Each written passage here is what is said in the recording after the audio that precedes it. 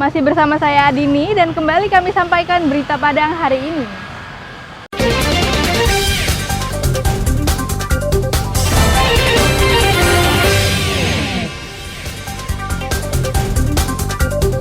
Banjir di Nagari Ayagadang Barat masih menggenangi rumah-rumah penduduk. Ablasi batang lingkin mengancam musola dan kebun warga di Nagari Ayagadang, Pasaman Barat. Seorang perempuan di Payakumbuh hadirkan inovasi layanan jasa setrika keliling untuk masyarakat dan berhasil mengantongi ratusan ribu rupiah setiap hari.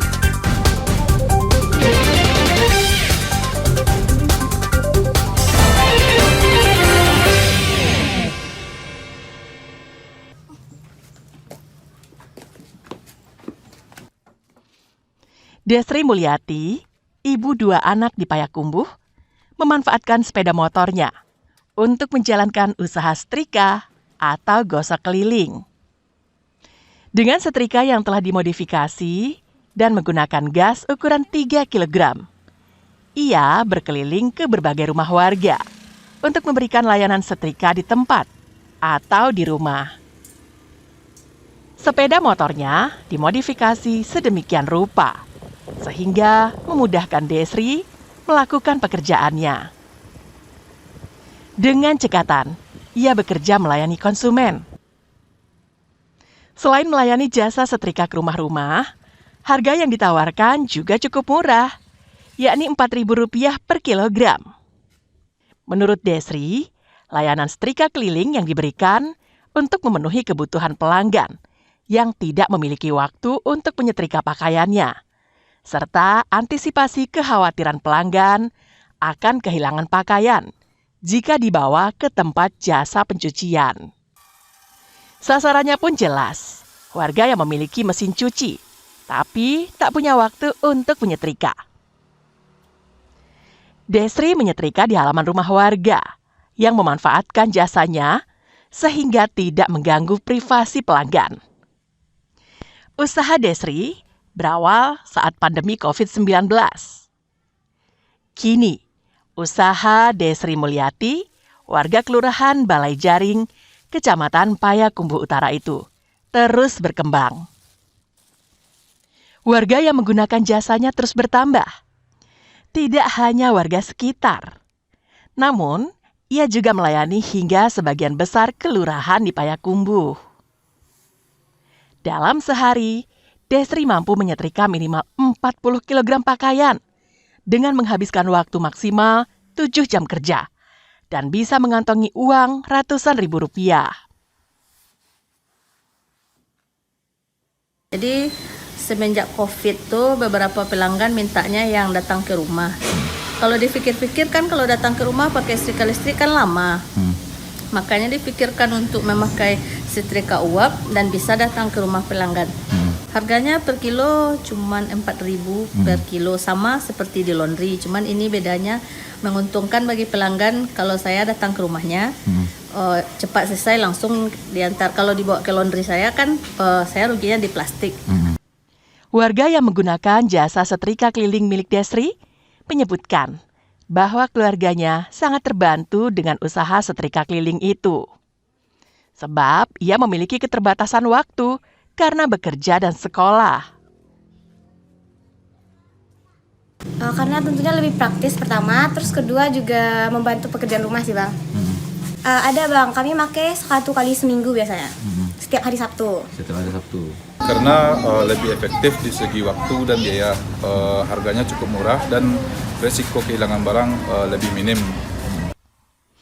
Dengan memanfaatkan jasa setrika keliling, kekhawatiran pelanggan akan pakaian hilang atau tertukar sangat kecil.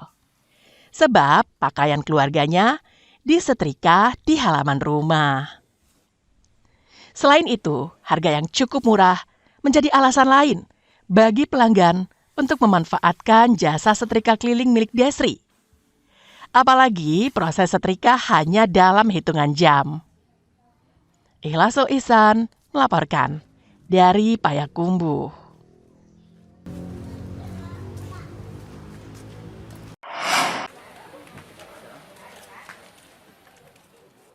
Sumatera Barat masuk dalam 6 besar dari 34 provinsi di Indonesia yang rawan narkoba pada tahun 2024 ini. Indikatornya adalah 1,1% dari 5,7 juta penduduk Sumatera Barat atau sekitar 65.000 penduduk adalah pemakai narkoba. Indikator kedua adalah peredaran narkoba yang hampir merata di sejumlah kabupaten kota, kecamatan, hingga kelurahan dan nagari. Hal itu diungkapkan oleh Kepala Badan Narkotika Provinsi Sumatera Barat, Brigjen Pol Riki Yanuarfi, kepada pers hari Selasa pada ekspos akhir tahun di kantor BNNP Sumbar. Pengungkapan kasus narkoba tidak termasuk indikator yang dinilai oleh BNN Pusat dalam hal pemeringkatan. Dalam tahun ini, ada kasus besar yang diungkap oleh BNNP Sumbar, yakni kasus peredaran ganja seberat 141 kg dari Mandailing Natal, Sumatera Utara pada bulan Mei lalu, yang melibatkan seorang oknum polisi sebagai kurir dan narapidana di dalam lapas sebagai pemesannya. Kasus besar kedua yang diungkap adalah peredaran ganja sebanyak 624 kg yang melibatkan jaringan Sumbar dan Aceh yang terjadi bulan Oktober lalu. Indikatornya adalah banyak tempat daerah rawan yang ada di Sumatera Barat. Dari 56 kota kabupaten desa atau kelurahan yang dianggap bahaya, mayoritas 23-nya ada di Kabupaten Solo dan sisanya ada beberapa di Kota Padang. Jadi yang kita waspadai di tahun 2005 adalah Solo Raya dalam daerah rawan penyalahgunaan narkotika di Sumatera Barat. Untuk itu target kita 2005 bagaimana mengeluarkan Provinsi Sumatera Barat keluar dari urutan 10 besar daerah rawan penyalahgunaan narkotika. BNNP Sumbar bertekad untuk mengeluarkan Sumatera Barat dari 10 besar provinsi rawan narkoba di Indonesia pada tahun 2025 mendatang. Pemberantasan narkoba tak hanya bisa mengandalkan aparat negara saja, namun hal itu akan terwujud jika keluarga, kerabat, dan masyarakat luas ikut memberantasnya.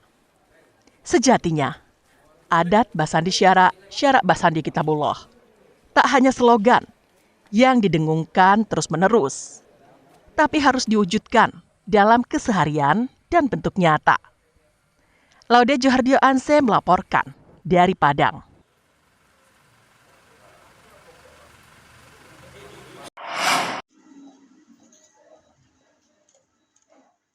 Polres Pasaman Barat memusnahkan sabu-sabu sebanyak hampir 800 gram yang berasal dari hasil penangkapan sebanyak lebih dari 850 gram. Pemusnahan sabu-sabu dilakukan di Aula Polres Pasaman Barat pada Senin siang. Sabu-sabu dimusnahkan dengan cara di blender yang dicampur dengan sabun cair, kemudian dibuang. Pemusnahan barang bukti ini juga disaksikan langsung oleh tersangka dan pejabat dari instansi terkait lainnya. Namun tak semua sabu-sabu hasil tangkapan yang dimusnahkan. Polisi masih menyisakannya dalam jumlah kecil sebagai barang bukti persidangan di Pengadilan Negeri Pasaman Barat.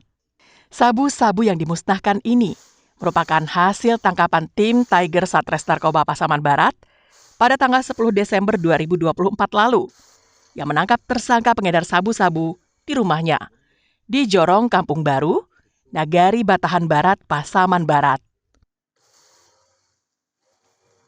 Kasus narkotika yang ditangkap pada tanggal 10 Desember kemarin yang barang bukti 853 gram, dan saat ini kita dalam tahap proses penyidikan dan kita laksanakan pemusnahan sebagian kurang lebih 788 gram untuk proses penyidikan, dan kita bisa lihat ada amankan beberapa tersangka, 1 orang tersangka dan masih pengembangan juga, dan saat ini masih dalam tahap proses penyidikan di narkoba dan tahap proses pemberkasan dari kejaksaan.